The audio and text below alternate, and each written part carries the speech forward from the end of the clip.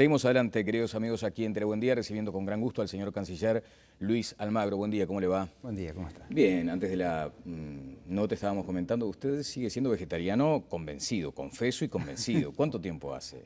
5 años. 5 años, y asumió esa práctica sumamente saludable, ¿no? Uno se pregunta de cualquier manera, ¿cómo hace un canciller para representar a Uruguay diciendo, miren que nuestras carnes son buenas, siendo vegetariano? Sí, se parece un popoco a un narcotraficante, ¿no? Más o menos. Uno vende pero no consume. De todas maneras, es algo que en sí mismo una medida de comercio exterior, ¿no? Claro. Los 65, 68 kilos que ustedes se comen, los míos se exportan. Así que, en definitiva, es mucho mejor para la balanza comercial del Seguramente país. le preguntarán por esa curiosidad, digamos, ¿no? Un canciller vegetariano en un país productor de carne. Sí, pero es con mucha naturalidad y de hecho he apoyado todos los eventos de promoción de exportación de carne que se han realizado en el mundo. Entonces es simplemente que uno cree que es bueno para uno, pero no necesariamente piensa que todos los demás deben hacer eso. ¿No está mismo. En contra de los que consumimos carne en forma abundante? A veces me toca prepararle carne a mis hijos también. Ah, bueno, sí. Es bueno la parrilla, por lo menos. Soy un asador vegetariano. Claro, bueno, ahora se está dando mucho eso de poner las verduras en la parrilla, ¿no? Exactamente. Bueno, y de repente tendrá que estar representando a Uruguay como el país que vende libremente marihuana. Y él le preguntarán, ¿y usted fumó? No, no fumé. No fumó, pero también tendrá que... el otro día en la reunión en la que se presentaban las medidas de seguridad se decía que era parte de una política exterior esto de la legalización de la marihuana. Tiene muchas variables de política exterior porque hay muchas convenciones sobre estupefacientes y sustancias psicotrópicas, 88, 71, 61, los cuales Uruguay va a tener que adaptar su normativa y tiene que pensarlo en cómo accionar el mecanismo, el diseño que se haga, que no necesariamente tiene que ser con esas palabras que usted lo ha dicho, pero tomando un poco ¿Cuáles, por ejemplo, del derecho comparado. Lo que se ha hablado generalmente es manejo y control del Estado del tema marihuana. Un eufemismo diplomático. No es un eufemismo diplomático porque es distinto, Es distinto legalizar y esto entra en las reglas del mercado y cada uno se abastece como quiere, que hacerlo de acuerdo a ciertos parámetros. No es algo nuevo, incluso porque hay antecedentes en otros lados. No hay antecedentes específicamente que lo haga el Estado, pero sí que el Estado obviamente ejerce un control. Pero están los clubes canábicos en España, están los institutos, centros de venopunción en diversos estados europeos, hay 14 estados de Estados Unidos que admiten la marihuana para uso médico, entonces hay suficientes puertas abiertas en el contexto internacional. Bueno, Uruguay se instaló en la agenda internacional con este asunto y allí hubo voces a favor y en contra, revistas, publicaciones sumamente importantes que dicen, bueno, recorramos este camino a ver cómo nos va. Después hay otras publicaciones internacionales que toman un poco más de distancia. Va a ser de cualquier modo una tarea difícil, ¿no? Esa cosa de instalar en la agenda internacional un asunto tan delicado, tan sensible. O sea, sobre la base de la definición esta que dimos ahora, queda todo por hacer, ¿no? O sea, esto es simplemente el encabezado del diseño. Después hay que ver cómo eso se baja a tierra y cómo se instrumenta, se implementa y se ejecuta. Son fases que todavía no están listas y no están realizadas. Allí había un riesgo de quedar como todo aislados. Por discutir al respecto. Perfecto. Tenemos todo por discutir. Correcto. Había un riesgo de quedar como aislados en la región. ¿Qué sensaciones tuvo en Argentina, por ejemplo? Mire, en toda Sudamérica, salvo los casos esos que puse, Holanda, Suiza, algunos centros de venopunción, Estados Unidos, etc. El resto de los países, obviamente que mantiene una aplicación a rajatabla de la tipificación penal de alguna de todos estos temas y verbos conexos y acciones conexas con la marihuana o con otras sustancias psicotrópicas o estupefacientes. Así que nosotros vamos a tener que tener cuidado con lo que pasa en el derecho comparado, cómo se ha implementado, cuáles son las observaciones que ha hecho la JIFE, la Junta Internacional de Fiscalización de Estupefacientes, y a partir de ahí ver qué es lo más conveniente para Uruguay. Pero en la región, obviamente que van a seguirnos con mucha atención, por lo menos. Con recelo, ¿no? Con mucha atención, con mucha atención. Y nosotros tenemos que tener especial cuidado con esa variable también. Bien, señor canciller, voy a compartir con usted algunas declaraciones. Usted sabe que hay un asunto predominante que nos convoca y es este ingreso de Venezuela al Mercosur, la situación en Paraguay, pero si le parece vamos a compartir lo que usted manifestaba hace algunos días respecto a este tema. Dice que la suspensión de Paraguay podría formalizar el ingreso de Venezuela al Mercosur, eso es así. Venezuela no va a ingresar como miembro pleno, la suspensión de Paraguay implica eso, suspensión, no quiere decir que Paraguay haya dejado de ser miembro del Mercosur, por lo tanto sigue pendiente la aprobación por parte del Senado paraguayo del acuerdo que hace a Venezuela miembro pleno del Mercosur. Adoptar la resolución de fijar fecha para la incorporación al Mercosur de la República Bolivariana de Venezuela, fecha y lugar que tendrá el 31 de julio en Río de Janeiro, de República Federativa de Brasil, en la cual la República Bolivariana de Venezuela será incorporada como miembro pleno al Mercosur. Bueno, cuando escuchó a Cristina Fernández se le atragantó la lechuga. No, escúcheme, esto es respecto a lo que dije ahí, en lo que está, obviamente sigo sosteniendo lo mismo. ¿Sigue sosteniendo lo mismo? Obviamente. ¿Ratifica cada una de las palabras que acabamos de escuchar dichas por usted la semana pasada? Cada una de las palabras. Para nosotros no era el momento y no debía implementarse en estas circunstancias. Y teníamos fundamentos jurídicos y político-éticos al respecto, los cuales pusimos de manifiesto durante todo el día jueves en las negociaciones. ¿Usted se opuso al ingreso de Venezuela al Mercosur? En esos términos, esas condiciones. Como en diciembre acá en Montevideo fue un gran impulsor de un proyecto de resolución que tenía en cuenta especialmente a Paraguay y las circunstancias legales y jurídicas y normativas del Mercosur. En estas circunstancias estuve específicamente en contra de que se hicieran. ¿Y cuando le planteó esta postura al presidente de la República? Lo habíamos coordinado con el presidente de la República, habíamos hablado y ese era el posicionamiento común. O sea, la postura del gobierno uruguayo era que este no era un momento oportuno para el ingreso de Venezuela. Eso, exactamente. O sea, el presidente de la República estaba en la misma línea que usted. Sí.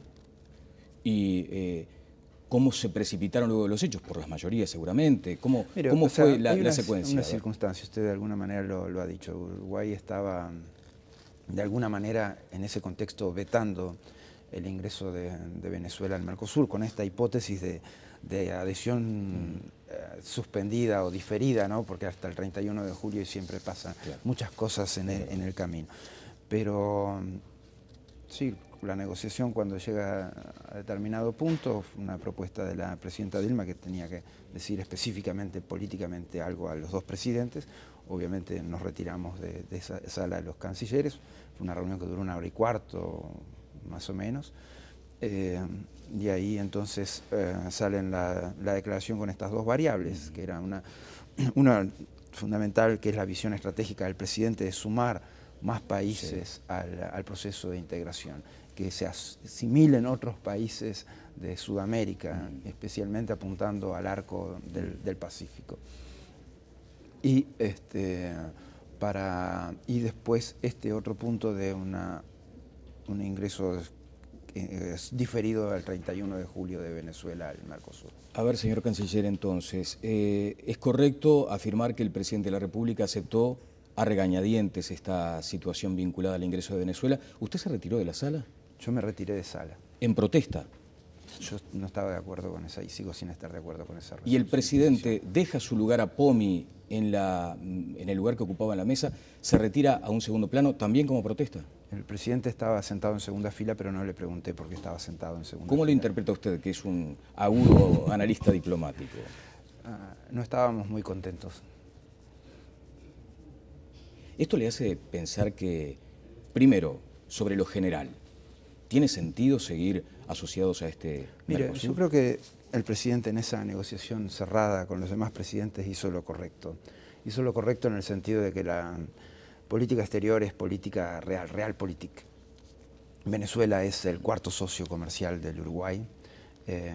Venezuela le da al Mercosur una nueva dimensión en términos políticos, económicos, energéticos, comerciales. No políticos. También tiene un peso específico, es una potencia continental y así lo reconoce todo el mundo. O sea que tiene un peso político específico y el Mercosur con petróleo tiene otro peso específico político también.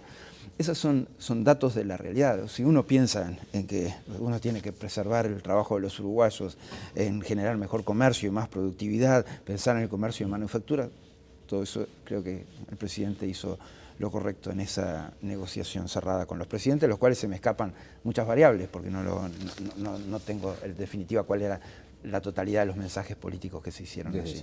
Lo que usted cuestiona, o en todo caso lo que incomodó a la delegación uruguaya, es el momento, porque entienden que la situación en Paraguay justificaba otro análisis de la incorporación de Venezuela, para que no se malinterpretara, digamos. Exactamente, en términos políticos, o sea, he estado pensando mucho en una carta abierta que hizo el doctor Nicolás Echeverri, decano de la Facultad de Derecho de la UM, que cuando Nacional le gana aquel partido a Rocha con un penal en la hora, puso algo como así no Nacional.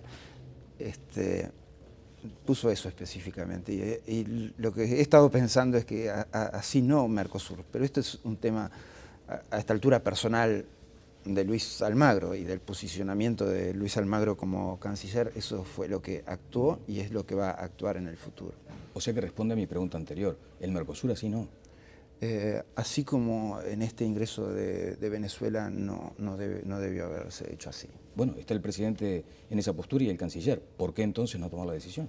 O sea, creo que tenemos antecedentes de veto que nosotros no quisimos ejercer nuevamente. Entonces, no era que apoyáramos o que no apoyáramos, es que, bueno, no vamos a bloquear a la mayoría en este proceso. No apela al veto, entonces Uruguay en no este apela, caso, porque claro, no bloquea el consenso, digamos. Pero ve vulnerado su posición. No, Uruguay salió muy bien de estas negociaciones del Mercosur. ¿Le parece, canciller? Mire, o sea, al ser externo común, el aumento en bloque no salió. Lo de Paraguay, sanciones diplomáticas y políticas, pero no sanciones económicas comerciales, quedó tal cual lo habíamos propuesto. Hicimos unos planteos fuertes respecto a las negociaciones Mercosur-Unión Europea y se hace la próxima reunión, Mercosur asiste y bueno, y esperemos poder avanzar hacia una oferta, sin perjuicio de todas las dificultades que tiene eso. Esos son cosas que le sirven al país y que en definitiva, incluso el propio ingreso de Venezuela, le sirve al Mercosur, le sirve al Mercosur, le sirve mucho al Mercosur. Yo creo que los uruguayos tenemos un problema en este asunto específico de Paraguay, ¿no? Y es que nos pesa mucho la historia y cómo pasó la historia de la Triple Alianza y es creo que en el único punto en el que no podemos hacer realpolitik o que tenemos dificultades para hacer realpolitik. ¿Se agredió al socio más vulnerable en este caso? Y también tenemos un poco de sentimiento al respecto, sin perjuicio de que estamos, creo que salvo dirigentes de la oposición, el resto del mundo está de acuerdo que eso fue un golpe de Estado parlamentario, como dijo el informe que le eleva el Parlamento Europeo a la comisionada Catherine Ashton. ¿Usted sigue sosteniendo eso del golpe de Estado parlamentario? No es que, no, eso es, estoy usando palabras, lo estoy diciendo del informe nosotros hemos utilizado quiebra institucional. ¿Quiebra institucional por qué? ¿Basado en qué? Quiebra institucional en que el presidente Lugo no tuvo las garantías del debido proceso en su juicio político. ¿Y cuál es el debido proceso en este caso? ¿Qué debería haberse cumplido? Debería haberse cumplido con plazos que hicieran,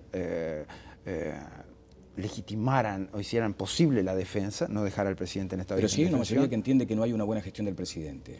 Sí, pero para defender 4 años o 5 de gestión, usted vio la acusación, ¿no? Absolutamente. Las vio las acusaciones y usted vio que es una sarta de generalidades en términos absolutos. Bueno, esa es una consideración suya. No, pero es que es lo que vimos, o sea, fuimos ahí todos los cancilleres de UNASUR.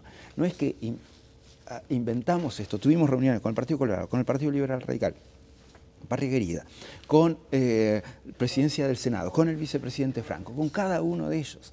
Y cuanto más los escuchábamos, más nos convencíamos de que esto era un verdadero quiebre institucional.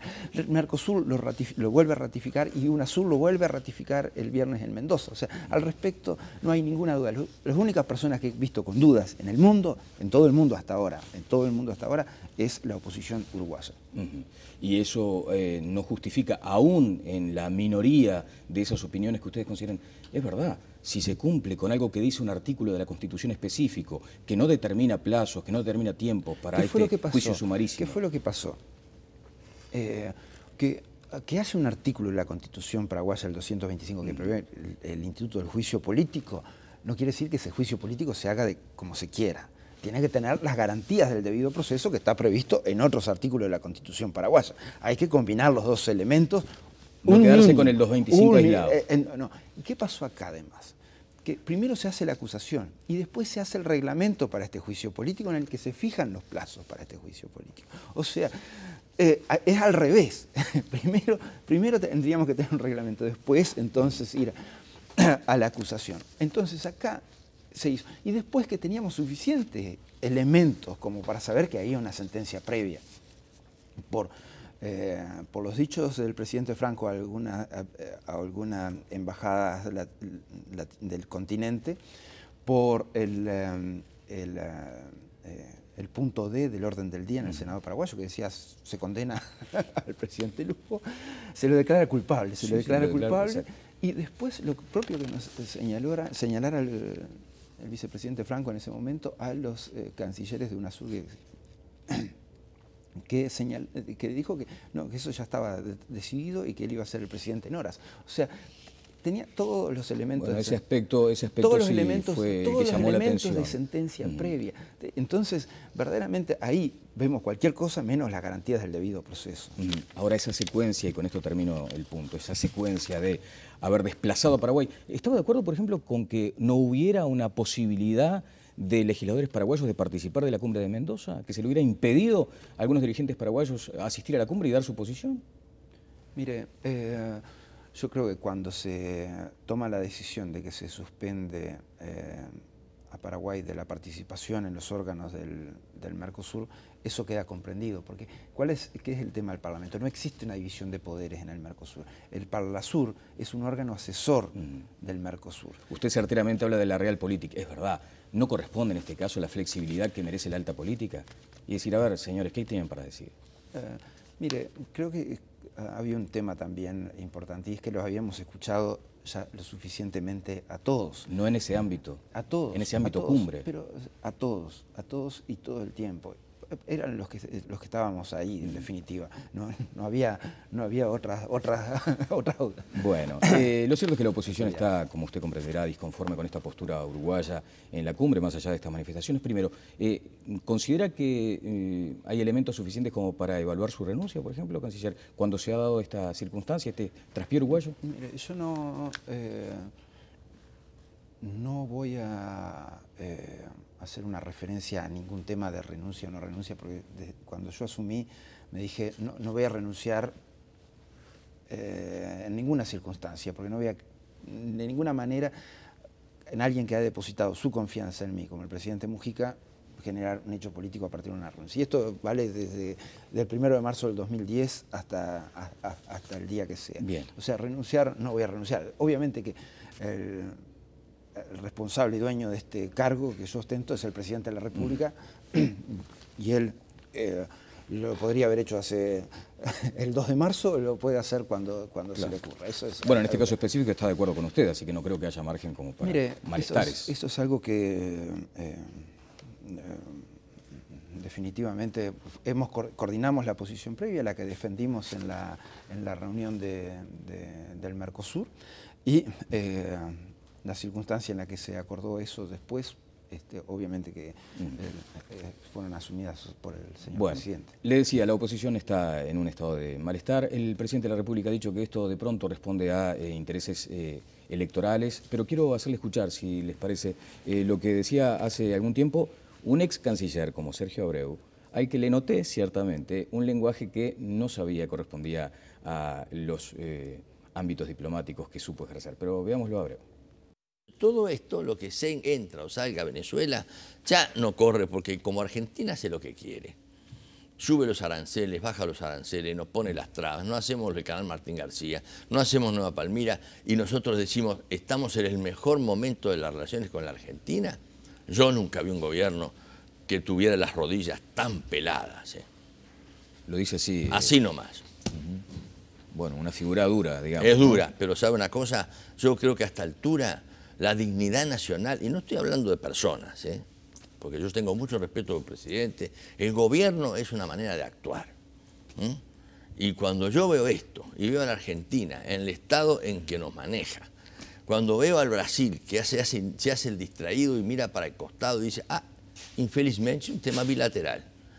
Y el día que el Paraguay parlamentariamente decide un momento tomar una decisión dentro del marco de la Constitución, ahí vienen casi para expulsarlo del mundo. Claro.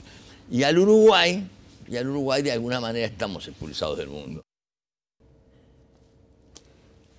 Mire, yo nunca contesto, y ustedes saben que no le contesto al senador Abreu, nunca. Refiriéndonos a temas puntuales y por ejemplo, concretos. la predominancia de Argentina, dominando nuestras acciones. Él empieza por el final, él apoya el quiebre institucional que se dio en Paraguay. Lo entiendo, él está muy vinculado a Paraguay, tiene conexiones con el sistema político paraguayo, muy bien, él va por ese camino. Si el Parlamento Europeo puede decidir con una predominancia de partidos conservadores de centro, que eso fue un golpe de Estado parlamentario y el senador Abreu lo defiende, es el problema del senador Abreu completamente. Y así como está equivocado en esto, está equivocado en lo demás, para variar. ¿Por qué? Porque verdaderamente, y él lo debe saber, porque él se peló las rodillas también, mucho más que yo, para tratar de sacar el dragado del canal Martín García cuando fue su momento de negociación. Y saben que le llevó desde el 91 que se hizo la manifestación de voluntad política de dragar el canal, hasta que pusieron una draga en el canal, que no ni siquiera fue durante su gestión, que excedió sus gestiones. O sea, pasaron prácticamente 6 años para que eso pudiera hacerse. Y acá, desde que se manifestó la voluntad política de los presidentes el 2 de agosto hasta ahora, vamos 11 meses. O sea que todavía tenemos un margen más de maniobra. Respecto a suba los aranceles, no, porque como usted sabe, la negociación dentro del Mercosur salió bien y contuvimos eso. Se pusieron excepciones, ellos las subirán por su cuenta, no les sale más caro a Uruguay para nada. Y sobre o sea que ahí también está equivocado el senador. Y sobre las imposiciones de Argentina. ¿Qué imposiciones? Esta, por ejemplo, de votar la... Pero no fue... Usted no me prestó atención entonces cuando yo estaba le hablando. presté suma atención. Entonces lo recordará, porque yo dije, este planteo surgió fundamentalmente de la presidenta de Brasil, que dijo, quiero plantearles algo políticamente a ustedes dos, a los dos presidentes, para resolver este tema. Y ahí nos retiramos los cancilleres, pero fue un planteo esencialmente brasileño en este caso, y las variables de esa negociación, el senador Abreu no las conoce y yo tampoco. Claro. ¿Quiere que le diga una cosa? Seguramente no lo va a admitir, pero a usted le consta que esto fue una decisión planteada por Brasil, pero que estaba detrás la voluntad argentina de la propia presidenta, que se había manifestado en ese sentido por otra parte. O sea, esta era una voluntad de la presidencia argentina, como en otros tantos casos. O sea, si usted me dice en ese contexto, creo que tanto Brasil, Argentina y Venezuela, obviamente, estaban de acuerdo con eso. Por lo tanto, quien anuncia es un tema de matices. Tenemos, o sea, exactamente. Estaban todos de acuerdo menos nosotros, para variar. Señor Canciller, lo tengo que dejar porque tiene más compromisos para asumir. Por ejemplo, el Consejo de Ministros, le quiero agradecer estos minutos. Después, más adelante, si sigue en el cargo, claro está. Primero que le respondió Abreu. Vamos a hablar de China, de China, porque usted tiene un conocimiento profundo. Nunca le respondo, verdaderamente, porque bueno, uno escucha cosas. Le agradezco estos minutos. Muchas gracias.